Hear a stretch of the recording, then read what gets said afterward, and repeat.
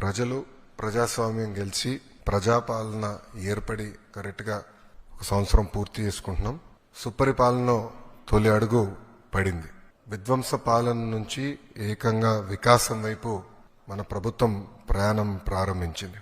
కేంద్రంలో ప్రధానమంత్రి గారు, రాష్ట్రంలో గౌరవ ముఖ్యమంత్రి చంద్రబాబు నాయుడు గారి నాయకత్వంలో ఆంధ్ర రాష్ట్రంలో డబుల్ ఇంజిన్ సర్కార్ అనేది ఈరోజు నడుస్తుంది. ఒక ఉద్యోగాల విషయంలో చూస్తే మెగా డిఎస్సి ఏర్పాటు చేసి ఏకంగా 16,347 పోస్టులు ఈరోజు ప్రజాప్రభుత్వం భర్తీ చేస్తుంది. ఈ మెగా డిఎస్సిని ఎట్టి పరిస్థితులు ఆపాలని ప్రతిపక్ష పార్టీ సుమారుగా 24 కేసులు, ఈ రోజుతో 24వ కేసు కూడా డిస్మిస్ అయింది సుప్రీంకోర్టులో. 24 కేసులు వేశారు.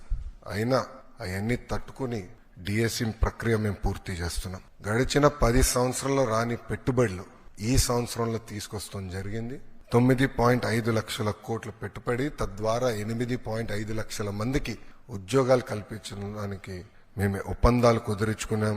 అనేక దశల్లో ఆ ఇన్వెస్ట్మెంట్స్ ఉన్నాయి.